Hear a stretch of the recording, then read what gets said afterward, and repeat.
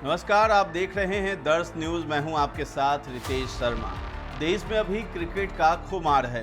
लोगों की नज़र वर्ल्ड कप के लिए हो रहे मैचों पर टिकी हुई है, लेकिन इधर बिहार में भी सियासी खेल के लिए फील्डिंग लगनी शुरू हो गई है। दरअसल बिहार के सीएम और जेडीयू नेता नीतीश कुमार आहिस्ता आहिस्ता अपना दबदबा बढ़ा रहे हैं। विधानसभा में 43 सीटों पर सिमटी जेडीयू को फिर से पुरानी स्थिति में लौटाने का नीतीश कुमार प्रयास कर रहे हैं। जाति सर्वेक्षण का तो ऐसा कठिन काम नीतीश ने कर दिखाया है, जो अब विपक्ष के लिए विधानसभा और लोकसभा चुनाव में अचूक निशाना साधने वाला अस्त्र बन गया है। नीतीश कुमार का साथ छोड़ने वाले भी अब पछता रहे होंगे कि उन्होंने हड़बड़ी में फैसला ले लिया, इसलिए आरजेडी के साथ जेडीयू के सटने पर लोगों को यही लगा था कि आरजेडी में जेडीयू समाहित हो जाएगा। ये भ्रम इसलिए भी पैदा हुआ क्योंकि नीतीश कुमार ने 2025 के विधानसभा चुनाव का नेतृत्व तेजस्वी यादव के हाथों सौंपने की घोषणा कर दी।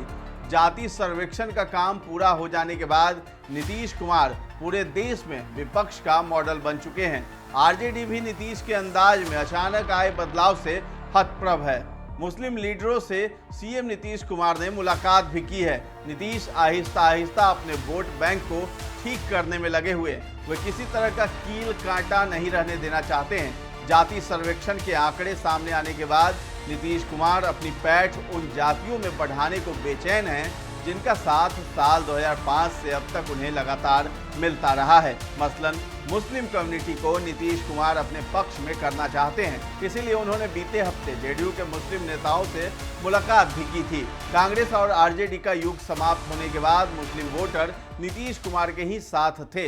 यह सिलसिला 2020 के विधानसभा चुनाव से टूटा, जब जेडीयू के सभी 11 मुस्लिम उम्मीदवार चुनाव हार गए।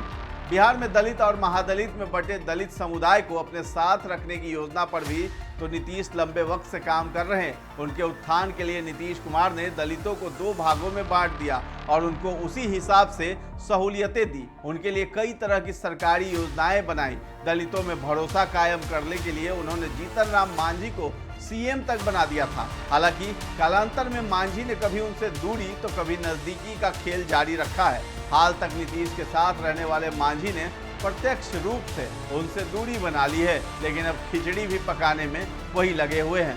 सप्ताह भर पहले जीतन राम मांझी ने नीतीश कुमार से राजगीर में गोपनीय मुलाकात की थी। राजनीति में ऐसी गोपनीय मुलाकातों का काफी महत्व होता है। मांझी की मुसहर जाति की आबादी 3% है। मांझी के लिए पाला बदलना कोई नई बात नहीं है। वर्ष 2020 में आखिरी वक्त में उन्होंने आरजेडी के नेतृत्व वाले महागठबंधन का साथ छोड़ा था और नीतीश के शरणागत हुए थे।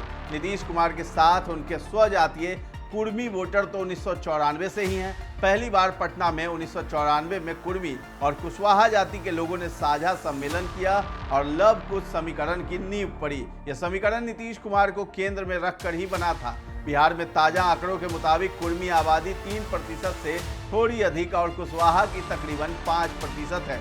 साल 1994 से लेकर पिछले चुनाव तक ये समीकरण नीतीश के साथ रहा है, यानी तकरीबन 9% वोट लव कुश समीकरण वाले ही हैं। कुशवाहा बिरादरी से आने वाले उपेंद्र कुशवाहा ने हालांकि अपनी राह अलग कर ली है, लेकिन उनके मन में अब भी नीतीश कुमार के प्रति आदर और प्रेम भाव है। इसका इजहार उपेंद्र कुशवाहा इस रूप में करते हैं कि अगर नीतीश को खून की जरूरत पड़ी तो पहला आदमी वही होंगे जो खून देने के लिए खड़े मिलेंगे।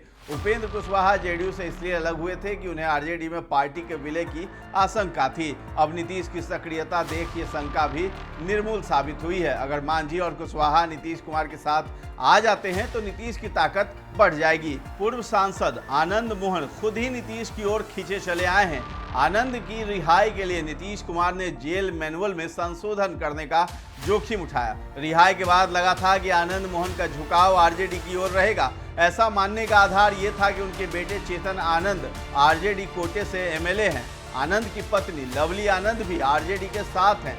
लालू यादव का आनंद मोहन से न मिलना और ठाकुर विवाद पर लालू परिवार का अपने सांसद मनोज झा के साथ खड़ा होना आनंद मोहन को नीतीश के करीब जाने का आधार बन गया है। चर्चा है कि आनंद मोहन अपने दूसरे बेटे अंशुमान और अपनी पत्नी लवली आनंद के साथ नीतीश कुमार का हाथ पकड़ सकते हैं। आरजेडी विधायक चेतन आनंद अपनी पार्टी में ही बने रहेंगे। उनके बारे में फैसला विधानसभा चुनाव के वक्त होगा। आनंद मोहन सक्रिय राजनीति के समय सवर्णों के नेता के रूप में देखे जाते थे। उन्हें लालू को चुनौती देने वाले नेता के रूप में देखा जाता था। अगर वो नीतीश के साथ आते हैं तो तकरीबन 4% राजपूत वोट का दावेदार जेडीयू हो जाएगा।